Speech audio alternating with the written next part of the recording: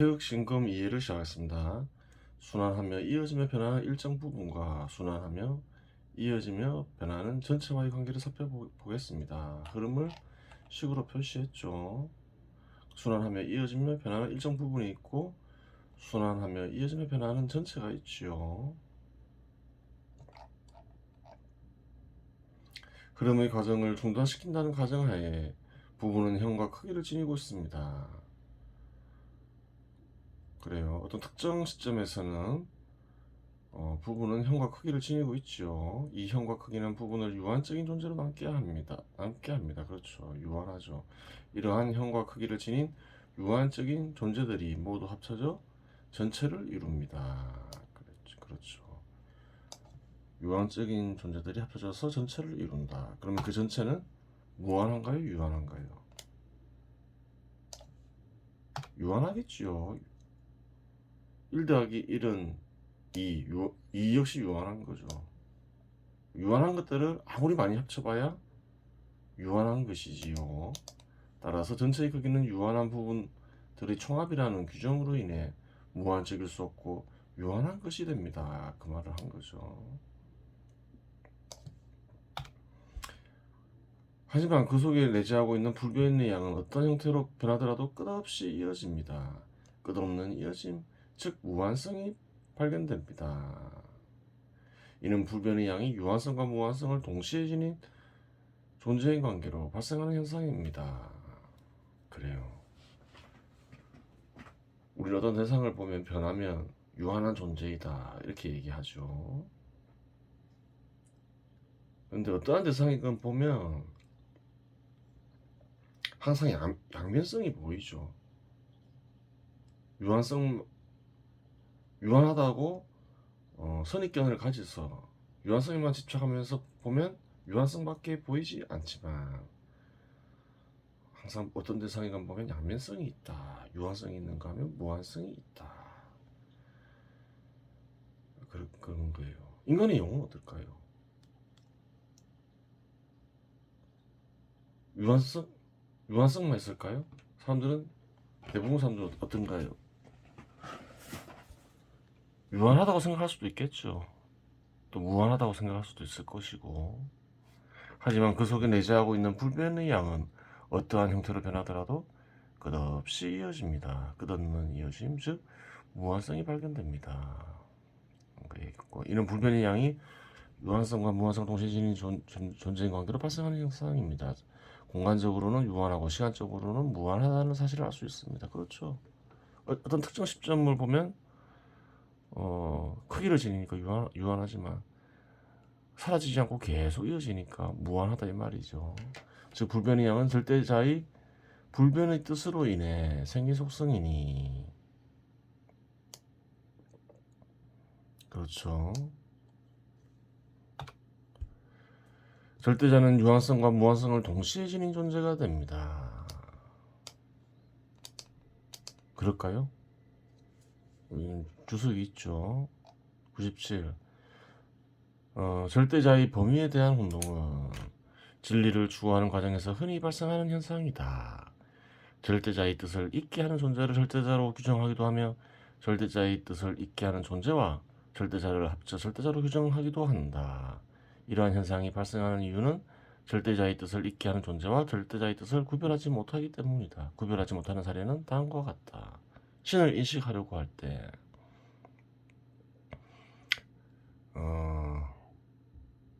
신을 인식하려고 할 때 어떻게 인식하나요? 절대자의 뜻을 우선 찾겠죠. 그 절대자의 뜻을 통해서 신을 인식하겠죠.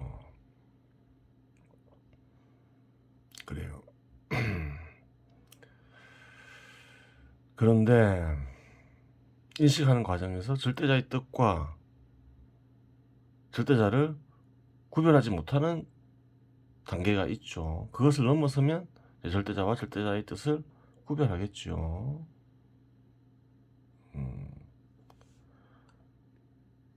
요한복음서 그래요. 처음에 이런 말이 등장하죠. 한처음에 말씀이 계셨다.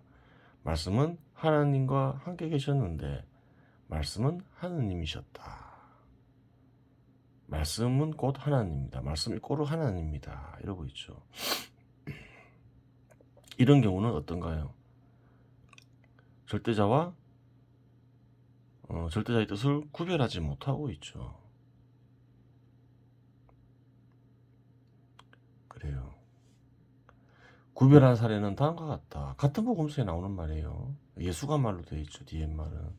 하느님은 영이시다. 그러므로 그분께 예배를 드리는 이는 영과 진리 안에서 예배를 드려야 한다. 그래요. 그 영과 진리를 절대자의 뜻에는 진리만 있는 건 아니겠죠. 여기서 진리는 절대자의 뜻을 가리키겠죠. 그래요. 절대자와 절대자의 뜻을 구별하고 있지요. 그럼 한복음서에서 이런 현상이 발생하는 이유는 뭐겠냐 이런 것이죠. 요한복음서는 예수가 직접 쓴 글이 아니죠. 그래요. 한복음서 내에서 구별하는 사례와 구별하지 못하는 사례가 동시에 발견되는 이유는 무엇일까? 답은 나와 있죠. 복음서를 쓴 이의 깨달음이 구별할 수 있을 정도의 수준에 이르지 못하였기 때문이죠. 뭐 특별한 이유가 있는 게 아니죠.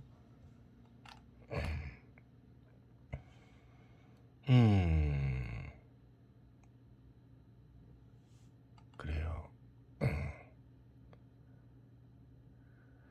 구체적인 과정을 살펴보면 대상에 불변성을 부여함으로써 유한과 무한이 발생하게 됩니다. 따라서 절대자는 불변성을 부여하는 존재이면서 불변적인 존재이기도 합니다. 여기서 절대자는 무한한 존재라는 개념이 질적 전환합니다. 유한자는 유한한 존재이고 절대자는 무한한 존재라는 명제가 수정됩니다. 절대자는 무한성과 유한성을 모두 지닌 존재가 됩니다. 절대자의 뜻은 뭐가 되나요? 뜻으로 이제 세상이 이루어지죠. 세상에서는 유한성이 발견되죠.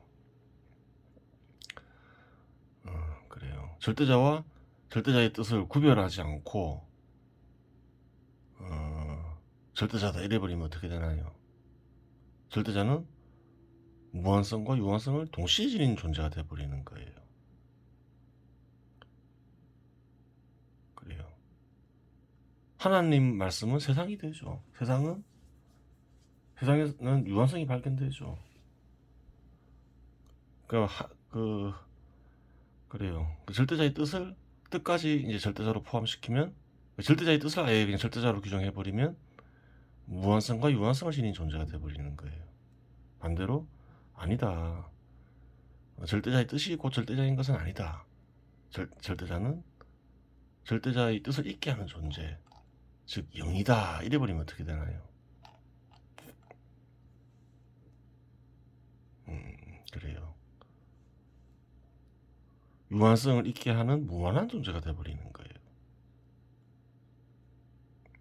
이 글을 쓴 이 역시 마찬가지로 때로는 혼동을 하고 있음을 알고 있죠. 때로는 구별하지 못하고 때로는 구별하고 완전하지가 않았던 거예요. 이 글을 쓴 이 역시. 즉 절대자는 무한성만 지니고 있기 때문에 무한한 존재가 아니라 무한성과 유한성을 모두 지니고 있기에 무한한 존재인 것입니다. 그러면 절대자는 무한과 유한을 어떤 구조로 지니고 있느냐 하는 부분입니다. 당연히 완전한 구조로 지니고 있어야 하는데 우선 이 정도에서 마무리 짓도록 하겠습니다. 그래요. 그냥 놔두기로 했어요. 그러면 좀 문제가 있더라도 주석을 보면서 이해를 하겠죠. 동영상을 보면 더 제대로 된 이해를 할 수 있겠죠.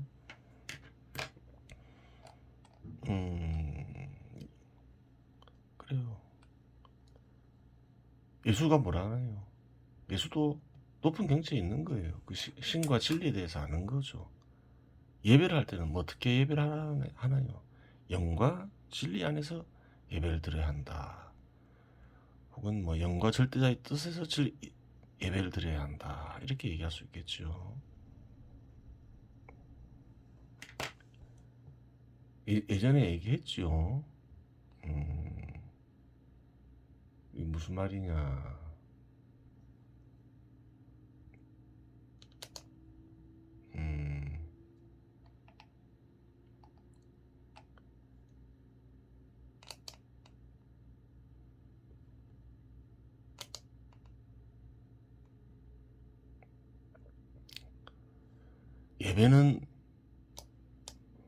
예배를 드리는 방법에 대해서 얘기를 하는 거죠.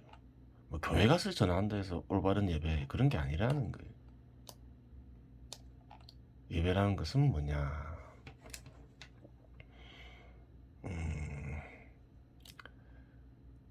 영과 진리 안에서 예배해야 된다고 하죠. 영과 진리 안에서 예배해야 한다. 그 무슨 말이냐?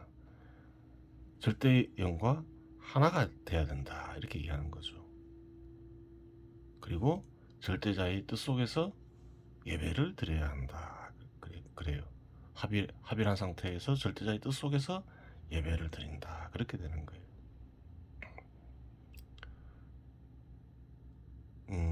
스스로 절대자의 뜻을 드러내지 못했으면 어떻게 하라는 건가요?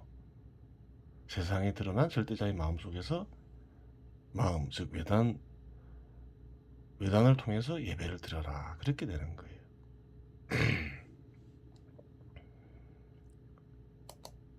그래요.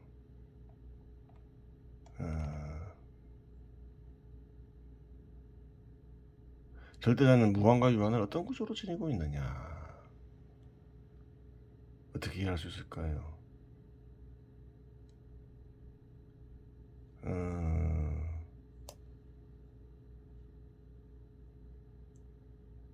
여기 있죠. 절대 영이라 했죠. 영이라 했죠. 섭리를 바탕으로 하여 끝없이 생각하는 존재이죠. 무한한 존재이겠죠. 그러한 존재가 생각하면서 만들어진 게 그래요. 물질과 공간으로 이루어진 세상이겠죠. 그래요. 이러한 구조를 가지고 있다는 거예요.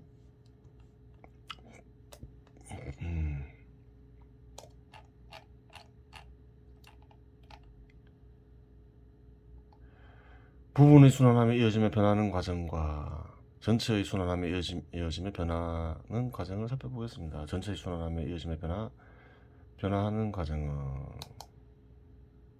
앞에서 살펴보았습니다. 태극을 처음으로 설정할 경우 맞죠? 살펴봤죠. 끝 역시 태극이 되면 사상을 처음으로 설정할 경우 끝은 사상이 됩니다. 그리고 이 모든 것은 불변의 마음과 불변의 몸이 만나 운동, 즉 흐름이 나타나며 흐름은 이어지고 순환하는 과정 속에서 일정한 형태를 지니게 됩니다.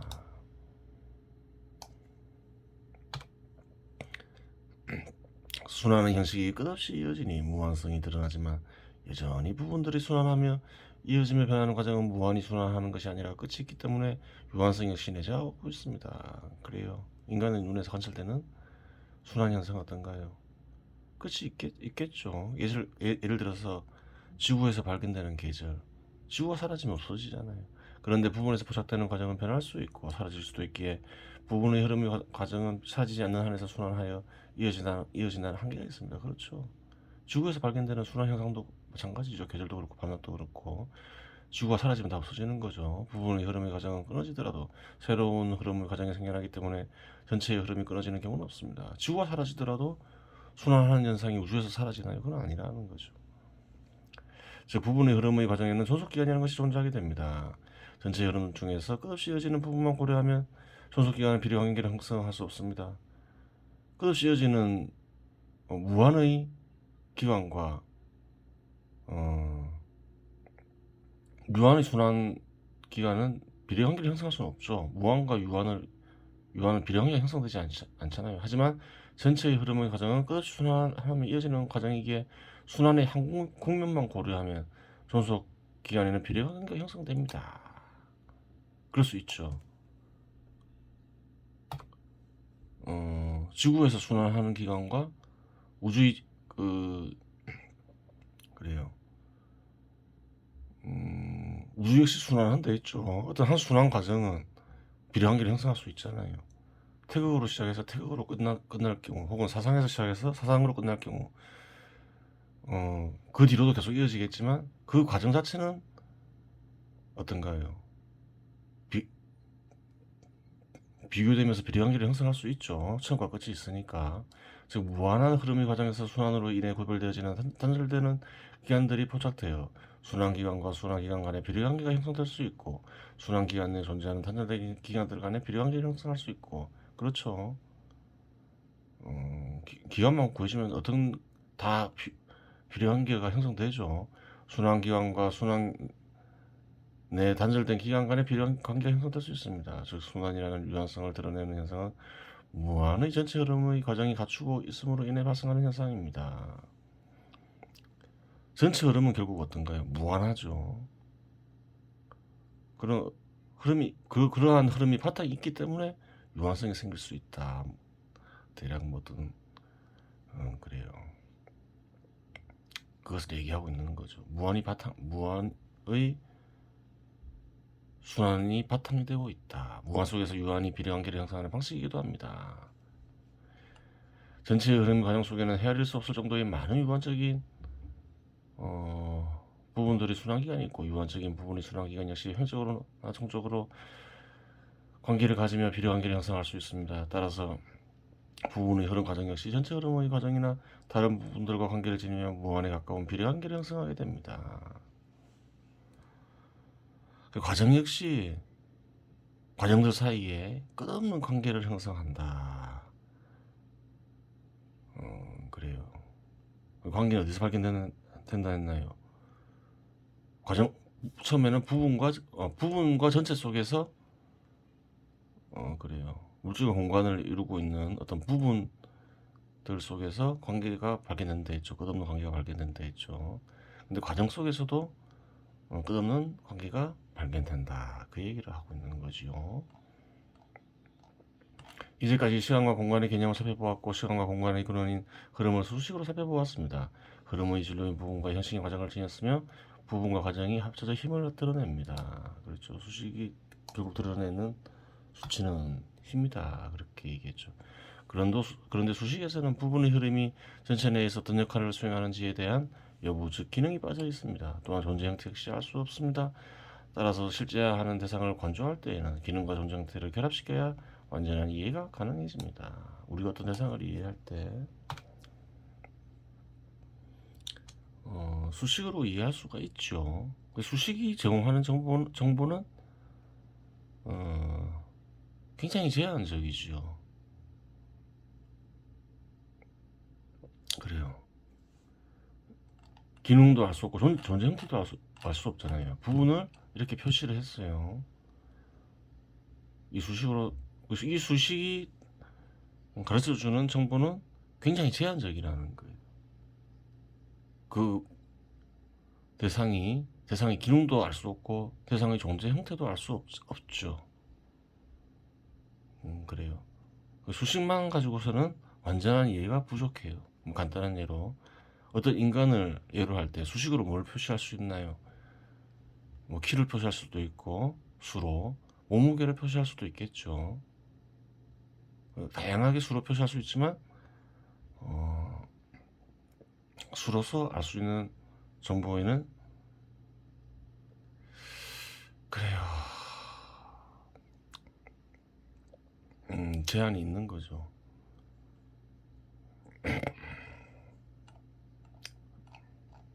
같이 이해해야 된다는 거예요. 하지만 흐름의 과정이 장애 없이 이루어진다는 보장은 없습니다. 두 개의 흐름이 충돌할 수 있고 멈추어 있는 부분과 흐름이 충돌할 수도 있습니다. 그렇죠. 충돌이 가해지면 흐름의 진로인 부분과 흐름의 형식인 과정에 변형이 발생합니다. 부분은 형태가 변형될 수 있지만 사라지지 않습니다. 하지만 과정은 경우에 따라 사라질 수도 있습니다. 그렇다면 부분과 과정이 만들어낸 힘은 어떻게 되는가 하는 부분이 여전히 남습니다. 예를 들어 돌멩이를 바위 위에 던지면 바위에 맞은 돌멩이는 땅으로 떨어진 상태가 되는데 그러면 힘은 사라졌는가 하는 부분이 남아 있습니다. 분명히 돌멩이가 지니고 있던 힘은 사라졌습니다. 하지만 돌멩이가 지니고 있던 그 힘은 공간에 포함된 물질이나 바위를 이루는 물질에 전달되어 남아있는가 아니면 사라졌는가, 그도 아니면 다른 형태로 남아있는가 하는 부분이 남아있습니다. 이 부분은 실험과 관찰을 통해 생각해 볼 여지가 있다고 하겠습니다.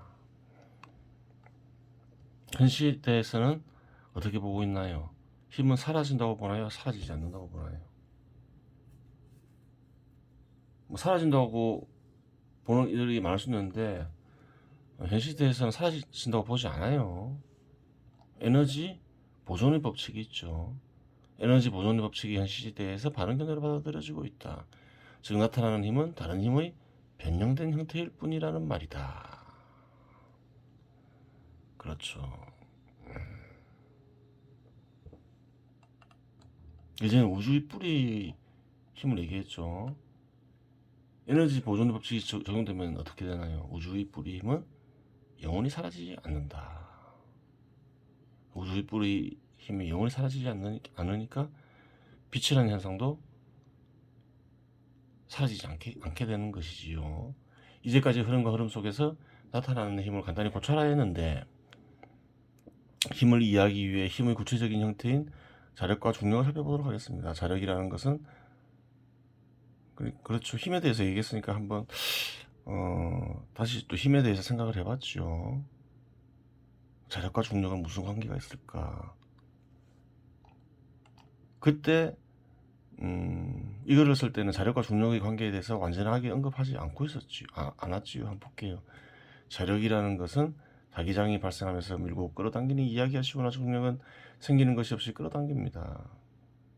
중력이라는 게 왜 생길까? 이제 이런 생각을 했던 모양이죠. 그러면 생기는 것이 없이 끌어당기는 것이 가능한 것인가라는 의문이 듭니다. 끌어당기는 무언가라는 존재가 있어야 끌어당기는 현상이 존재할 수 있습니다. 그러면 생기는 것이 없이를 다음과 같이 변형시키면 어느 정도 답이 나오리라고 봅니다. 이미 생겨난 것에 의해 돌멩이를 위로 던지면 아래로 떨어진다고 표현하면 이 속에 어느 정도 해답이 있는 것으로 보입니다. 지구가 형성되면 지구라는 물질 주변의 공간의 일정 범위의 질서가 형성되어 있습니다. 질서가 형성되어 있다. 그렇게 얘기하고 있죠. 근데 정확하게 중력이 생기는 원인에 대해서는 얘기하지 않고 있죠. 달 정도의 크기를 지닌 물체가 지구와 어느 정도 거리를 형성하면 지구를 중심으로 홍전이라는 흐름의 질서가 지구라는 물질과 달이라는 물질의 관계 및 공간에 형성된 질서들 간의 작용에 의해 나타납니다. 돌멩이와 같은 물체는 위로 던지면 아래로 떨어지는 흐름의 질서가 지구를 중심으로 물질과 결합한 공간에 형성되어 있다고 표현하는 것이 올바른 것입니다. 이는 인간의 몸에 형이 있어 음식물을 섭취하면 짐승의 세포가 되는 것이 아니라 자동적으로 인간의 세포가 되는 것과 같은 이치입니다. 즉, 질서가 형성되어 있고 지구 주변에는 그 질서에 따라서 그래요. 물체들은 중력의 작용을 받는다. 그 형식에 따라 움직인다. 이렇게 얘기하고 있죠. 그런 형성되어 있는 질서는 보이지 않더라도 지금 다 알 수가 있는 거죠. 인간 몸에 형이 있으니까 음식물을 먹으면 그 음식물은 어떻게 되나요? 인간의 세포가 되죠. 다른 짐승들에게도 어떤 질서가 형성되어 있는 것이죠. 육체에. 그 질서 속에서 변형이 이루어지는 거죠. 예를 들어 운석이 대기권으로 들어오면 운석과 지구의 관계와 공간에 형성되어 있는 질서와의 상호작용에 의해 자동적으로 아래로 흐름이 형성되어 낙하되어 지구의 구성을 이루는 것으로 파악할 수 있습니다. 인간이 진인형과 같이 지구가 진인형 때문에 중력이라는 현상이 발생하는 것이지요. 그래요. 중력이 형성되는 자세한 내용은 앞에서 언급하였다. 페이지 보시면 언급했죠. 자력이 있고 지구에는 자력이 있고 자력이 파장을 일으켜서 그래요. 또 만유 인력의 법칙이 되고 지구와 달 간의 공전 현상이 발생하고 그런 거 다 얘기했죠. 만일 그러하다면 지구는 물질만 가지고 얘기해서는 아니 되고 형이 형성되어 있는 공간까지 지구의 범주에 넣어야 할 것입니다. 다소 복잡해지는데 정리를 하면 다음과 같습니다. 물질과 공간은 유이고 물질과 공간의 관계 속에서 물질이 일정 범위 내 일정 내의 공간에서 질서가 형성된다. 그래요. 물질과 물질이 관계를 형성하며 움직일 수 있는 능력이 생길 경우 물질과 물질 사이 공간에 새로 형성되는 질서의 경로에 따라 물질은 움직인다. 공간에 새로이 형성된 질서는 기존에 형성되어 있는 공간 질서의 번제하에 변형이 이루어진다. 그래요. 이때 흐름 속에서 세상을 이해하려 하고 그래요. 이 식은 힘을 드러낸다 했죠. 또 힘에 대해서 생각해 보았음을 알 수 있어요. 자력과 중력의 관계, 자력은 무엇이고 중력은 무엇일까? 그런 고민을 그래요. 했음을 알 수 있죠. 이번 시간에 여기서 마치겠습니다.